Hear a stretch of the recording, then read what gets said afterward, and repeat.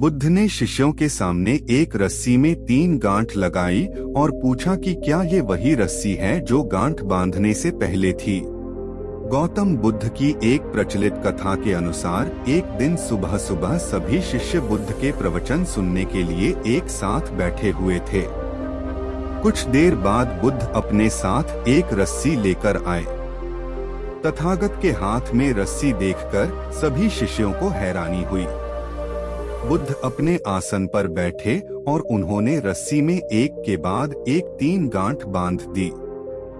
इसके बाद उन्होंने शिष्यों से पूछा कि क्या ये वही रस्सी है जो गांठ बांधने से पहले थी। इस प्रश्न के जवाब में एक शिष्य ने कहा कि तथागत, इसका उत्तर थोड़ा मुश्किल है। ये हमारे देखने के तरीके पर निर्भर करता है। एक तरह से तो रस्सी वही है, इसमें कोई बदलाव नहीं है। एक अन्य शिष्य ने कहा कि अब इसमें 3 गांठें लगी हुई हैं, जो कि पहले रस्सी में नहीं थीं। इसे बदला हुआ भी कह सकते हैं। कुछ शिष्यों ने कहा कि वास्तव में मूल रूप से रस्सी वही है, लेकिन बदली हुई दिख है, लेकिन इसका मूल स्वरूप बदला नहीं है। शिष्यों की बात सुनकर बुद्ध ने कहा कि आप सभी सही बोल रहे हैं। अब मैं इन गांठों को खोल देता हूँ। ये बोलकर बुद्ध रस्सी के दोनों सिरों को खींचने लगे। बुद्ध ने पूछा कि क्या इस प्रकार रस्सी की गांठें खुल जाएंगी? सभी शिष्यों ने कहा कि नहीं, ऐसा करने से तो गांठें और ज्यादा कस जाएंगी। इन्हें खोलना और मुश्किल हो जाएगा।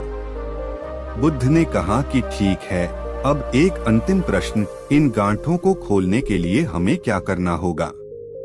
शिष्यों ने कहा कि हमें इन गांठों को ध्यान से देखना होगा, जिससे हम जान सकें कि इन्हें कैसे लगाया गया है। इसके बाद हम गांठें आसानी से खोल सकते हैं।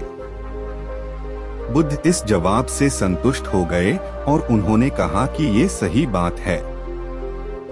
हम परेशानियों में फंसे रहते हैं और बिना कारण जाने ही उनका हल खोजने लगते हैं, जबकि हमें पहले समस्याओं के मूल को समझना चाहिए।